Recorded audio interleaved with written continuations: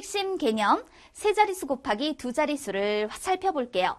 예를 들어 237 곱하기 28을 계산해 보고자 합니다. 우선은 정확한 값을 알아보기에 앞서서 어림하여 그 값을 생각해 볼까요?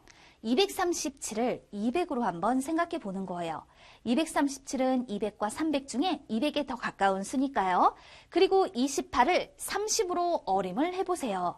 그렇다면 237 곱하기 28은 200 곱하기 30은 6,000과 같으므로 6,000으로 어림을 할 수 있습니다. 물론 정확한 값은 아닙니다. 그렇지만 이렇게 어림이라는 것을 할 수 있다는 거죠. 그러면 이제 계산의 원리를 한번 살펴볼까요? 237 곱하기 28을 계산해 주고자 하는데요. 이 28이라고 하는 건 20 더하기 8로 생각을 해볼 수 있잖아요. 그래서 우리는 237에 20을 곱하면 4740과 같고 237에 8을 곱하면 1896과 같더라. 그러므로 237 곱하기 28은 4740과 1896을 더한 값으로 표현해 볼 수 있겠구나. 그러니 두 수의 곱은 6636입니다. 라고 말할 수 있는 거죠. 237에 28배 곱하기 28이라고 했으니까 237에 28배라고 표현할 수가 있죠. 이것은요. 237의 20배와 237을 8배 한 것을 더한 값과 같게 됩니다. 이해가 되었나요? 자, 이제 우리 세로셈으로 한번 계산을 해볼게요. 237 곱하기 28을 계산해 줄 거예요. 그런데 먼저 237에 20을 곱해볼게요. 0 하나 붙이고 237과 2의 곱을 그 왼쪽에 적어 4740으로 표현했습니다. 그 다음은 237에 8을 곱해볼게요. 1896이 되었죠? 그렇다면 237 곱하기 28이라고 하는 건 이 두 곱을 더해주면 된다라는 거죠. 자, 237 곱하기 28, 우리는 보통 237에 8을 먼저 곱하게 됩니다. 1896. 그 다음은 237에 2를 곱하는데 2는 실제로 20을 표현해 주는 거니까 237에 20을 곱하면 4740. 이제 이 값을 더하여 6636이 되었습니다. 이렇게 세로로 계산을 해볼 수 있어요. 그러면 다시 한번 정리해봐요. 237 곱하기 28입니다. 28은 20 더하기 8과 같습니다. 계산을 할 때는 237에 8을 먼저 곱하고 그 다음 237에 20을 곱하게 됩니다. 그런데 이때 2는요. 실제로 뭐라고요? 20이라고 했죠? 따라서 7이 14의 4를 10의 자리에 맞춰서 써줘야 하는 거예요.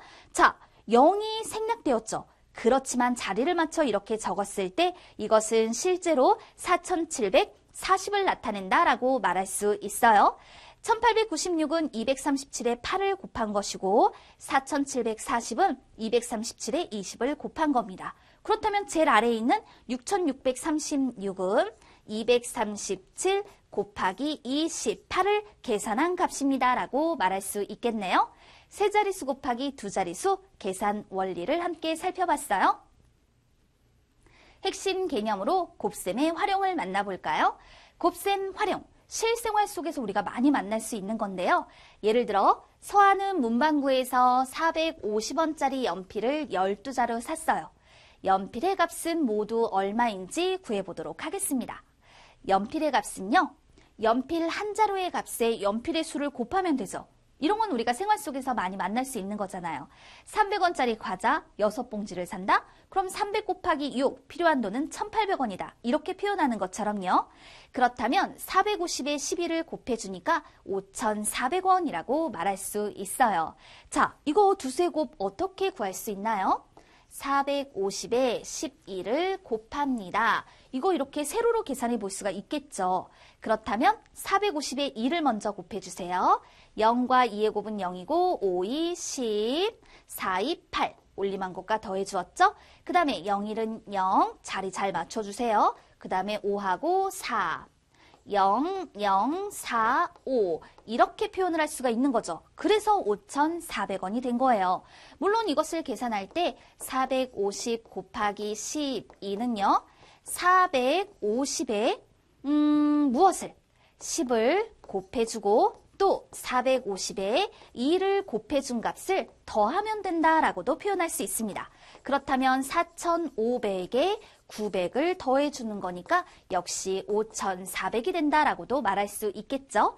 생활 속에서 곱셈이 활용되는 경우들은 매우 많이 만날 수 있으니까 여러분들 주변에는 어떤 상황들이 있는지 실제 살펴보고 곱셈을 하여 그 답도 구해보세요.